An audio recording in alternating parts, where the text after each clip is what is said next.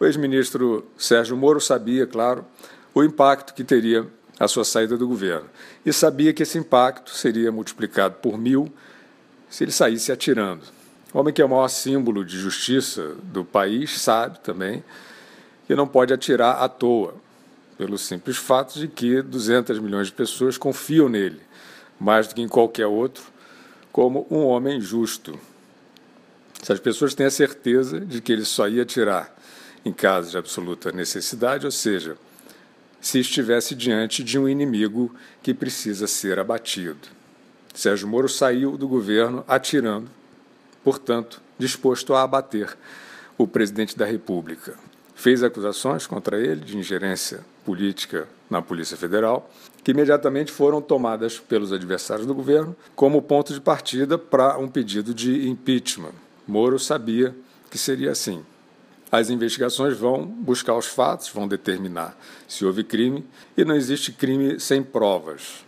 Se Sérgio Moro tem as provas, o melhor seria ter apresentado imediatamente, especialmente porque, como já dissemos, ele é o maior símbolo de justiça do país, pelo menos até o momento.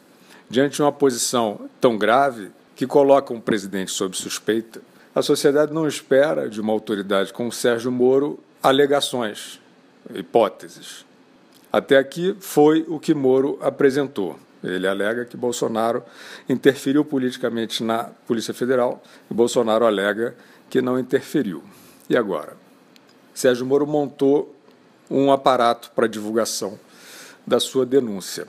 E na véspera, enquanto dizia a aliados que não sairia, os especuladores já tinham a informação da sua demissão.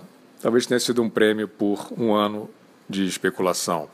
Moro fez chegar aos veículos de imprensa que fazem oposição ao governo, e aí oposição, em alguns casos, sendo um eufemismo para sabotagem, como Moro sabe e sentiu na pele. Moro, então, fez chegar cópias impressas de mensagens particulares dele com o presidente da República. Um ex-juiz sabe bem a gravidade desse ato. As mensagens mostravam uma discussão entre ministro e presidente sobre o comando da Polícia Federal. Moro não queria trocar o diretor, tinha suas razões. Bolsonaro recomendava a troca e também tinha suas razões. No caso do presidente, achava que investigações como, por exemplo, a do atentado que ele sofreu não estavam caminhando direito, além de achar que a gestão do então diretor podia estar abrigando interessados em perseguir gente na sua base política. Essa é a hipótese do Bolsonaro na conversa com Moro. A prerrogativa da escolha do diretor-geral da Polícia Federal é do presidente e ele estava discutindo isso com o seu ministro da Justiça. Ponto. Talvez Sérgio Moro tenha informações concretas sobre quebra de autonomia da Polícia Federal pelo presidente da República e ainda vá apresentar essas informações. Até aqui, ele foi para o fronte, declarou guerra, apontou para a cabeça do presidente e disparou a sua bala de prata, que não era nem de prata, nem era bala. Era um dossiê de remendos de WhatsApp, parecido com aqueles que os hackers, amigos do Lula, usavam contra o próprio Moro. E o dossiê do Moro ainda tinha troca de mensagens com a afilhada de casamento dele, uma espécie de um atestado quase pueril de honestidade, dizendo não estou à venda, etc. Logo ele, Moro, o herói da Lava Jato. Não é difícil que, diante daquele vazamento de quinta categoria, muita gente ali tenha achado que dessa vez não tinha sido o telefone do Moro, mas o próprio Moro, né, que foi invadido por hackers. Muita gente também vinha achando o comportamento do Moro diferente durante a epidemia do coronavírus. Diante de governadores tendo arroubos ditatoriais e descendo o sarrafo na população, Sérgio Moro postava mensagens de prudência, aparecendo lendo o livro da esposa na quarentena. Moro estava estranho para muita gente. Nesse intrigante espetáculo de dossiê, denúncia, alegação, Sérgio Moro ainda achou espaço para dizer que nos governos do PT não houve interferência na Polícia Federal, como estaria, segundo ele, havendo agora. Como diria Marcelo Odebrecht, seria o caso de recorrer à ajuda à memória. A ajuda à memória era um dos serviços VIP que o Lula e a sua quadrilha ganharam ao vender o Estado brasileiro para um cartel de bandidos.